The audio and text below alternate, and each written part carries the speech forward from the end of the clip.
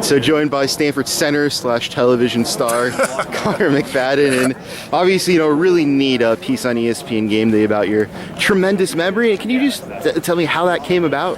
Well, I have to give all the credit to Cole Underwood. I'm extremely grateful. ESPN did an unbelievable job, but it's kind of a cool story how it started. Cole actually met one of their reporters, a guy named Tom Friend, and he contacted Cole about, do you have any ideas to use for just a quick informational piece? And Cole mentioned my name, and he said I had a photographic memory, and it kind of just, rolled from there. When did you first realize that your memory was kind of better than all your friends and everybody you knew? No, to put the record straight, I don't call my memory myself photographic. I think there's a whole nother level, but I just read a lot as a kid, and I really think that made a difference. I think reading a ton just allowed me to absorb a ton of information, and I think that's what it is. I'm able to look at a lot of information and pick it up very quickly. Sure. With your memory, with your score of 35 on the SAT, obviously a very smart guy, do you worry with the head injuries in football, and especially along the offensive line, that, hey, I might be losing some of this at some point? No, there's always a little bit of dark humor, but if that's what it ends up being, this has been so worth it, to spend time with these amazing guys on the offensive line day in and day out. And who knows what the future holds, but I've had such an unbelievable experience. I've been so blessed to go to a place like this. If you gave me that choice 100 times, I'm choosing to come here to Stanford and play football.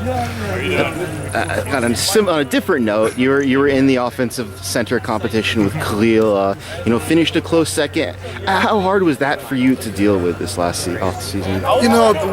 Me and Khalil are great friends, and I think the first thing about that competition was it was a great competition. Competition's a great thing; it brings out the best, and it was really cool looking back that I played my best football during that training camp, and I came up a bit short. And as any competitor will tell you, that's disappointing. I would love to be the starter, but the next day I remember talking to some of the leaders, Dave Yankee, Kevin Dancer, Khalil, just asking, hey, how do I respond best? And they go have your best practice the next day.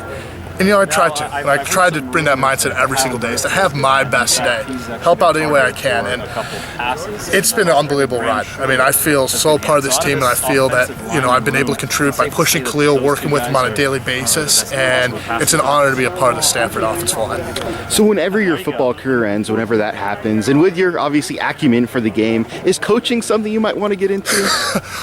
I see the coaches that we have here, and I think they're just on a whole nother level that even I can reach. Coach Bloomgren is one of the most amazing human beings that I can deal with on a daily basis. I am so blessed to have someone, and I think every kid should have a chance to play for a coach like Coach Bloomgren. And Coach Shaw always established his program, Coach DeVita, Coach Stanford, Coach Mason. I could go on and on. We have unbelievable coaches. For me, on the other hand, I don't think it's for me. I think football has been a great experience. I've learned a ton, but I'm kind of excited to see what else the world has to offer. And who knows down the road if I would go back, but I am not on the same level as the guys that are coaching me now, and I'm so grateful to be able to learn from them. That said, you still obviously do watch this offensive line in practice, have some insight. What is the biggest difference in the production of the offensive line this year compared to last year, in your view? It was a great offensive line last year, too. Sam Schwartzstein did a great job. He's a great leader.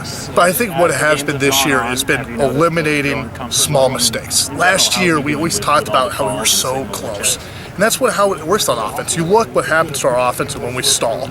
It's when we make a mistake. It's when we make errors. If we play error-free, there's not a defense, I believe, in the Pac-12 or in the nation that can stop us. And so I think as an offensive line, we've worked really hard and we really focused off season and eliminate all the small mistakes so that we're not one block away, not one step away, not one more second of strain away. And we're not there yet.